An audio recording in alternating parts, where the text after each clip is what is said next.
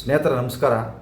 ವಿಚಾರ ಏನಪ್ಪ ಅಂದರೆ, ನಮ್ಮ ಕನ್ನಡಿಗರನ್ನು, ಕನ್ನಡ ಹೋರಾಟಗಾರರನ್ನು ಕೆಲವರೆಲ್ಲ ರೋಲ್ ಕಾಲ್ ಹೋರಾಟಗಾರರು, ಸೂಟ್ ಕೇಸ್ ಹೋರಾಟಗಾರರು ಅಂತ ಕೆಲವರೆಲ್ಲ ಕಮೆಂಟ್ಗಳು ಮಾಡ್ತಿದ್ದಾರೆ, ಕೆಲವರೆಲ್ಲ ಬೈಕಂತಿದ್ದಾರೆ. ಯಾಕಂದರೆ ಇರ್ಬೋದೇನೋ ಗೊತ್ತಿಲ್ಲ, ನಾವು ನೋಡಿಲ್ಲ, ನೋಡ್ದಲೇ ನಾವು ಸುಳ್ಳು ಹೇಳೋದು ತಪ್ಪು. ಆದರೆ ನಮ್ಮ ಕನ್ನಡಿಗರು ಯಾವತ್ತಿದ್ರೂ ಒಗ್ಗಟ್ಟಾಗಲ್ಲ. ನಮ್ಮ ಕನ್ನಡ ಭಾಷೆ ಅಂತ ಬರಲಿ, ನಮ್ಮ ಕರ್ನಾಟಕ ಅಂತ ಬರಲಿ, ಯಾರೂ ಕೂಡ ನಮ್ಮ ಕರ್ನಾಟಕದವ್ರು ಯಾವತ್ತಿದ್ರೂ ಒಗ್ಗಟ್ಟಾಗಲ್ಲ. ಬರೀ ನಾವೇ ಕಿತ್ತೊಡೋದು, ನಾವೇ ಕಾಲೆಳೆ ಕೆಲಸ ಮಾಡೋದು, ನಾವೇ ಕಾಲು ಎಳ್ಕೊಳ್ಳೋದು, ಇಂಥ ದರಿದ್ರ ಕನ್ನಡಿಗರು ಇರೋದು ನಮ್ಮ ಕರ್ನಾಟಕದಲ್ಲೇ, ದರಿದ್ರ ಜನಗಳು ಇರೋದು ನಮ್ಮ ಕರ್ನಾಟಕದಲ್ಲಿ. ಯಾವುದೇ ವಿಚಾರ ಬರಲಿ ಒಗ್ಗಟ್ಟಾಗಲ್ಲ. ಅದರಲ್ಲಿ ಏನಾರು ಒಂದು ಅಡ್ಡ ತಗೊಂಬರ್ತಾರೆ. ಏನಾರು ಬರಲಿ, ಭಾಷೆ ಆದರೂ ಬರಲಿ, ಕರ್ನಾಟಕ ಆದರೂ ಬರಲಿ, ಒಂದು ಸರ್ಕಾರ ಆದರೂ ಬರಲಿ, ಯಾವುದೇ ಬಂದರೂ ಕೂಡ, ಯಾವುದೇ ವಿಚಾರ ಬಂದರೂ ಕೂಡ, ಯಾವುದೇ ವಿಚಾರದಲ್ಲಿ ಕನ್ನಡಿಗರು ಒಗ್ಗಟ್ಟಾಗೋದಿಲ್ಲ. ಯಾಕಂದರೆ ಕನ್ನಡಿಗರ ಮನಸ್ಥಿತಿ ಹೆಂಗಿದೆ ಅಂದರೆ, ಹೇಳಕ್ಕೆ ಮಾತ್ರ ನಾವು ಸ್ವಾಭಿಮಾನಿಗಳು ಅಂತ ಹೇಳ್ತಾರೆ, ಆದರೆ ಅದರಲ್ಲಿ 3% ಬರೀ ದುರಾಭಿಮಾನಿಗಳೇ ಇರೋದು. ಯಾಕಪ್ಪ ಅಂದರೆ ಇಂಥ ಮಾತು ಹೇಳಕ್ಕೆ ಇಷ್ಟಪಡ್ತೀನಿ. ನಮ್ಮ ಕರ್ನಾಟಕ ರಕ್ಷಣೆ ವೇದಿಕೆಯ ಪ್ರವೀಣ್ ಶೆಟ್ಟಿ ಅವರು ಒಂದು ಮಾತು ಹೇಳಿದ್ದಾರೆ ನೋಡಿ. ಈ ಥರದಕ್ಕೇ ಯಾಕೆ ಜನಗಳು ಬೈಯೋದು ಅಂದರೆ, ಯಾಕೆ ಒಗ್ಗಟ್ಟಾಗಲ್ಲ ಅಂದರೆ ಇದೇ ಥರಕ್ಕೆ. ಯಾಕಂದರೆ ನಾನು ಒಳ್ಳೆಯವನು ಅಂತ ತೋರಿಸ್ಕೊಳ್ಳೋಕ್ಕೋಸ್ಕರ ಇನ್ನೊಬ್ಬರನ್ನ ಕಾಲೆಳೆ ಕೆಲಸ.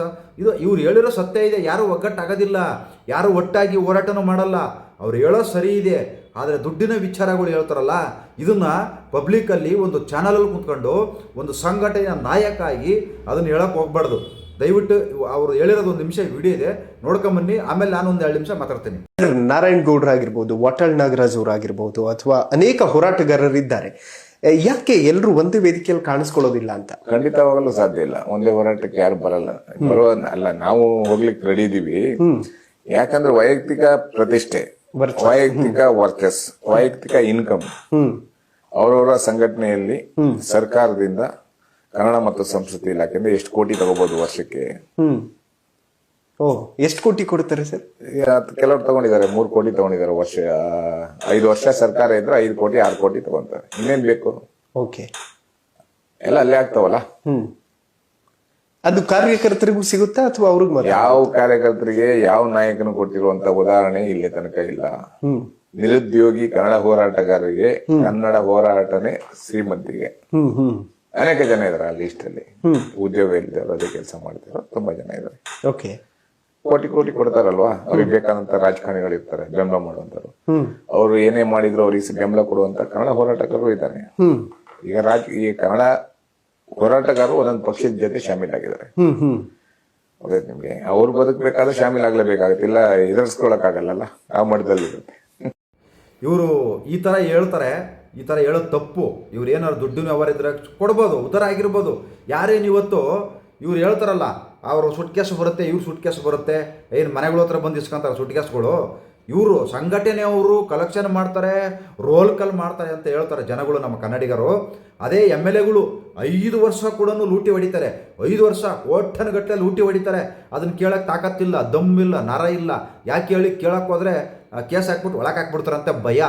MLAನ ಮಂತ್ರಿಗಳನ್ನ ಪ್ರಶ್ನೆ ಮಾಡೋಂಗಿಲ್ಲ, ಅವ್ರಿಗೆ ಭಯ, ತಲೆ ಸುತ್ಕೊಂಡ್ಬಿಟ್ಟಿದೆ. ಅದಕ್ಕೋಸ್ಕರನ ಕನ್ನಡ ಹೋರಾಟಗಾರನ ಪ್ರಶ್ನೆ ಮಾಡ್ಬೋದು, ಯಾರು ಏನಕ್ಕೆ ಕೇಳಲ್ಲ, ಅವ್ರು ಬೈಬೋದು. ಅದರಿಂದ ಇವತ್ತು ನಮ್ಮ ಕನ್ನಡಿಗರು ಬರೀ ಸಂಘಟನೆಯವ್ರು ಮಾತ್ರ ಇವತ್ತು ಕಾಲೆಳೆ ಕೆಲಸ ಮಾಡ್ತಾರೆ ಹೊರತು, MLA ಕೋಟಿಗಟ್ಟಲೆ ಹೊಡಿತಾನೆ, ಮಂತ್ರಿ ಕೋಟಿಗಟ್ಟಲೆ, ಇನ್ನೂ ಸಾವಿರಾರು ಕೋಟಿಗಟ್ಟಲೆ ಹೊಡಿತಾನೆ. 5 ವರ್ಷಕ್ಕೆ ಅವರು ಕೋಟ್ಯಾಧಿಪತಿಗಳಾಗ್ತಾರೆ, ಏನೂ ಇರಲ್ಲ, ಬಿಕಾರಿಗಳಾಗಿ ಬಂದಿರ್ತಾರೆ. ಆದರೆ ಎಲೆಕ್ಷನಲ್ಲಿ ಒಂದ್ಸರಿ ಗೆದ್ದು ಬಿಟ್ರೆ ಸಾಕು, ಅವ್ರ ಮೊಮ್ಮಕ್ಕಳು ಮರಿ ಮೊಮ್ಮಕ್ಕಳು ತಿನ್ನುವಷ್ಟು ಮಾಡಿರ್ತಾರೆ. ಇದನ್ನು ಯಾರೂ ಕೇಳಲ್ಲ. ಇದು ಕಣ್ಣಿಗೆ ಕಂಡರೂ ಕೂಡ ಕಾಣ್ದಂಗೆ ಇರ್ತವೆ. ಇವತ್ತು ಮಾಡಿದ್ದಾರೆ. ಯಾರು ಏನೋ ಇಲ್ಲೇನು ಸಾಚಗಳಲ್ಲ, ರಾಜಕಾರಣಿಗಳು ಸಾಚಗಳಲ್ಲ, ಸಂಘಟನೆಯವರು ಸಾಚಗಳೆಲ್ಲ, ಯಾರೇನು ಸತ್ಯಹರಿಶ್ಚಂದ್ರ ತುಂಡುಗಳು ಕೂಡ ಇಲ್ಲ ಇಲ್ಲಿ.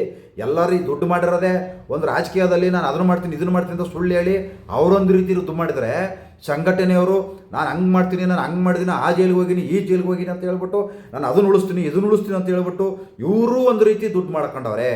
ಯಾರು ಏನು ಸಾಚಗಳೆಲ್ಲ. ಅದಕ್ಕೋಸ್ಕರನೇ ನಮ್ಮ ಕರ್ನಾಟಕದಲ್ಲಿ ಕಿತ್ತಾಡ್ತಾ ಇರೋದು ನಾವು ಬೇರೆಯವ್ರ ಜೊತೆಗಲ್ಲ, ನಾವೇ ಕಿತ್ತಾಡ್ತಾ ಇರೋದು. ಒಂದು ಭಾಷೆ ಬಂದರೆ ಕನ್ನಡ ಭಾಷೆ ಅಂತ ಬಂದರೆ ಯಾವನೂ ಬರಲ್ಲ, ಒಗ್ಗಟ್ಟಾಗೋದಿಲ್ಲ. ಕೆಲವರು ಅಯ್ಯೋ ನಮಗೆ ಹಿಂದಿ ಬೇಕು, ಇಂಗ್ಲೀಷ್ ಬೇಕು ಅಂತ ಹೇಳಿ ಅಜ್ಞಾನಿಗಳು, ಅವಿವೇಕಿಗಳು, ದರಿದ್ರಗಳು ಇರೋದೇ ನಮ್ಮ ಕರ್ನಾಟಕದಲ್ಲಿ. ಕನ್ನಡ ಭಾಷೆಗೂ ಒಗ್ಗಟ್ಟಾಗಲ್ಲ, ಕರ್ನಾಟಕಕ್ಕೋಸ್ಕರನೂ ಒಗ್ಗಟ್ಟಾಗಲ್ಲ, ಕನ್ನಡಿಗರಿಗೋಸ್ಕರನೂ ಒಗ್ಗಟ್ಟಾಗಲ್ಲ, ಯಾವುದಕ್ಕೂ ಒಗ್ಗಟ್ಟಾಗಲ್ಲ. ಬರೀ ಕಾಲೆಳೆಯೋ ದರಿದ್ರ ನನ್ನ ಮಕ್ಕಳು ಇರೋದಂದರೆ ಅದು ನಮ್ಮ ಕರ್ನಾಟಕದಲ್ಲಿ. ಯಾರು ಏನಾರು ಅನ್ಕೊಳ್ಳಿ, ಇದ್ದಂಥ ದರಿದ್ರಗಳು ಇರೋವರೆಗೂ ಯಾವುದೇ ಕಾರಣಕ್ಕೂ ನಮ್ಮ ಕರ್ನಾಟಕದಲ್ಲಿ ಸಮಸ್ಯೆ ಒಗದಿಲ್ಲ. ನಮಸ್ಕಾರ. ಜೈ ಹಿಂದ್, ಜೈ ಕರ್ನಾಟಕ ಮಾತೆ.